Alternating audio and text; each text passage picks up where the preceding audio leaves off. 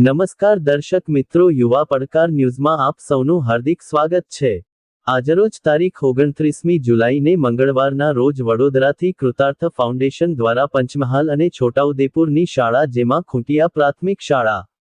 સાગદરા પ્રાથમિક શાળા, ઝાખરપુરા નર્મદા વસાહત પ્રાથમિક શાળા, ધાણકિયા નર્મદા વસાહત પ્રાથમિક શાળા અને પીઠા પ્રાથમિક શાળા તથા નાની બામરોલી પ્રાથમિક શાળા આમ અંદાજિત 150મી વધારે જરૂરિયાતમંદ બાળકોને કૃતાર્થ ફાઉન્ડેશન દ્વારા શૈક્ષણિક કીટ આપવામાં આવી,